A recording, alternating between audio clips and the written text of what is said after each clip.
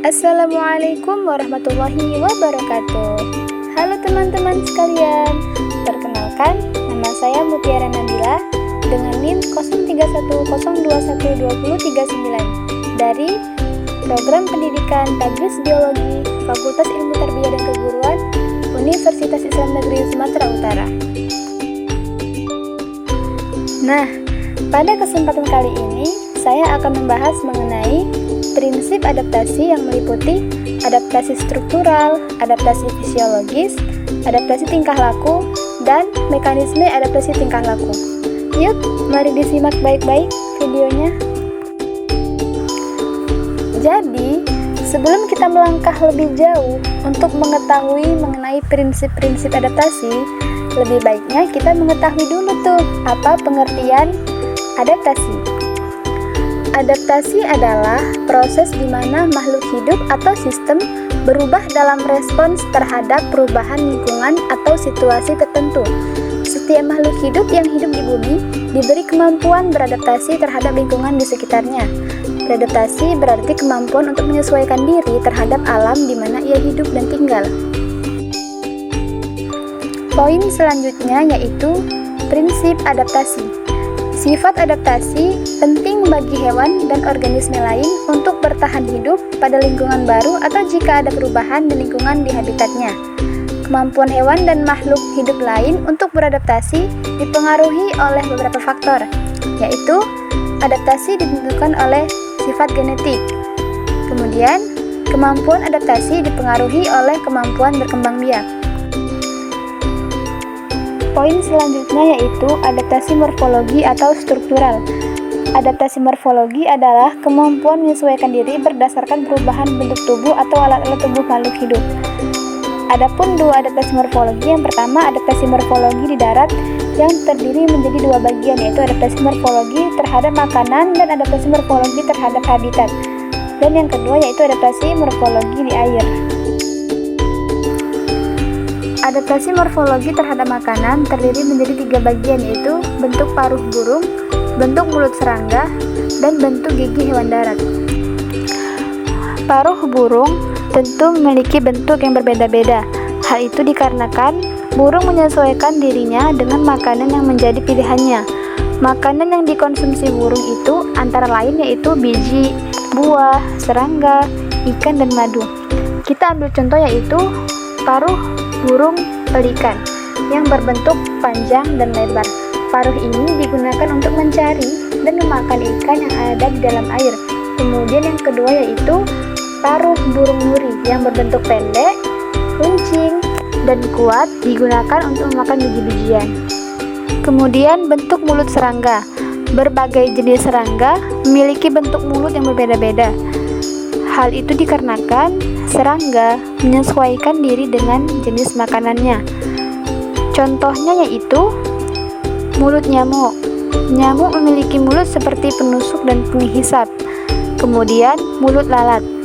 Lalat memiliki mulut sebagai penjilat. Kemudian mulut belalang. Belalang mempunyai mulut seperti penggigit.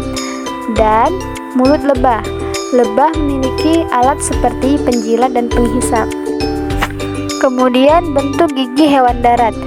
Contoh hewan darat ini yaitu karnivora dan mamalia. Hewan karnivora adalah pemakan daging. Untuk menyesuaikan dengan makanannya, bentuk gigi karnivora adalah runcing dan besar. Gigi seperti ini disebut dengan taring. Gigi taring berguna untuk menangkap dan mengoyak mangsanya. Sedangkan hewan mamalia mempunyai gigi geraham depan dan geraham belakang. Bentuknya lebar dan datar. Gigi ini berfungsi untuk mengunyah dan menggilas makanannya seperti daun dan rumput. Kemudian adaptasi morfologi terhadap habitat. Yang pertama ada kaki burung pemanjat dan perayap. Kaki burung pemanjat dan perayap contohnya adalah kakak tua. Kaki burung kakak tua mempunyai dua jari depan dan dua jari di belakang. Kaki ini berguna untuk memanjat. Kemudian kaki burung perenang. Jenis burung yang mempunyai kaki berenang salah satunya adalah bebek. Di antara jari kaki bebek terdapat selaput. Selaput inilah yang dapat membantu bebek untuk berenang di air. Kemudian kaki burung petengger. Burung yang mempunyai jenis kaki petengger salah satunya adalah burung pipit. Jarinya memanjang, terletak pada bagian bidang yang datar. Dengan kaki seperti itu, burung pipit dapat bertengger di ranting-ranting pohon. Kemudian burung pejalan. Ayam salah satu jenis burung yang masuk dalam kaki pejalan. Kakinya berbentuk panjang dan tegap. Dengan kakinya tersebut, ia dapat berjalan di darat tanpa mengalami kesulitan. Untuk poin selanjutnya yaitu adaptasi morfologi di air. Hewan pada adaptasi morfologi di air yaitu ikan. Ikan mempunyai bentuk tubuh yang menyerupai torpedo atau streamline, sehingga ikan dapat menjaga keseimbangan di dalam air. Ikan juga mempunyai sirip yang digunakan untuk berenang. Selanjutnya yaitu saya akan membahas mengenai adaptasi fisiologis. Adaptasi fisiologis adalah kemampuan menyesuaikan diri yang dilakukan oleh makhluk hidup dengan menggunakan fungsi alat-alat tubuhnya. Adaptasi fisiologis tidak mudah dilihat begitu saja, seperti halnya dengan adaptasi morfologi. Adaptasi ini lebih rumit karena berhubungan dengan fungsi faal dalam tubuh, misalnya reaksi-reaksi biokimia dalam tubuh. Untuk adaptasi fisiologis, saya akan mengambil contoh 3 hewan, yaitu yang pertama ikan di laut. Ikan-ikan yang hidup di air laut mempunyai kemampuan beradaptasi fisiologi terhadap habitatnya. Ia mengeluarkan urin yang lebih pekat dibanding dengan ikan-ikan di air tawar.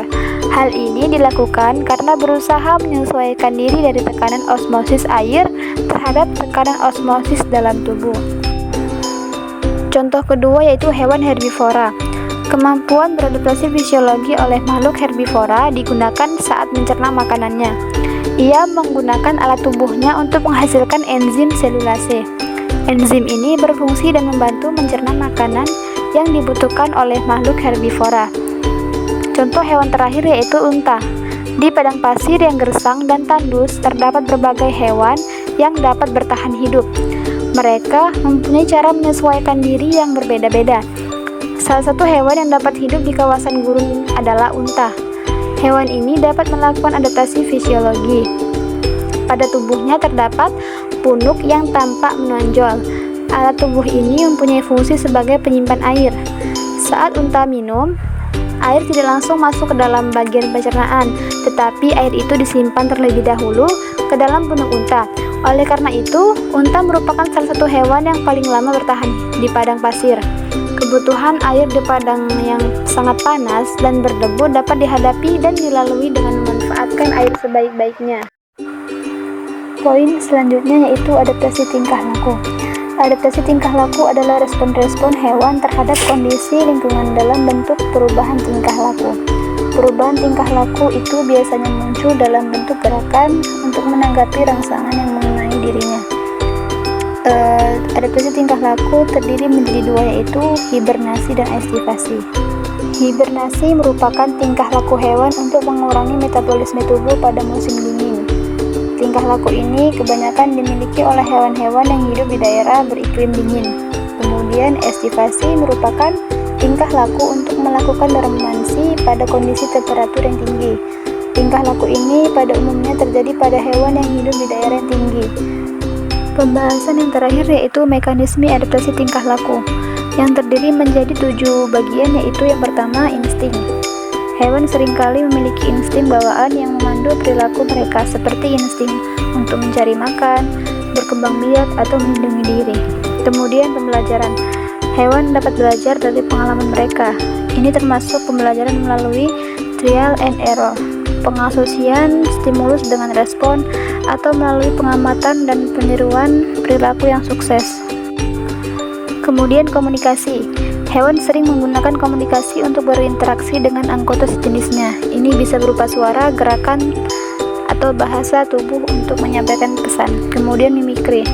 Beberapa hewan menggunakan kemiripan fisik dengan lingkungan mereka untuk menghindari predasi. Contohnya, hewan yang meniru warna atau bentuk tumbuhan atau batu untuk bersembunyi. Kemudian pola migrasi. Banyak hewan memiliki pola migrasi yang membantu mereka berpindah dari satu lokasi ke lokasi lain dalam mencari makan. Perubahan musim atau penyebaran genetik. Kemudian sosialitas. Beberapa spesies hewan hidup dalam kondisi yang membantu dalam berburu, perlindungan, dan reproduksi. Kemudian Perubahan musim. Hewan dapat mengubah perilaku mereka sesuai dengan perubahan musim, seperti hibernasi selama musim dingin atau reproduksi selama musim kawin. Demikianlah penjabaran dari saya mengenai prinsip adaptasi. Semoga dapat bermanfaat bagi kita semua. Terima kasih.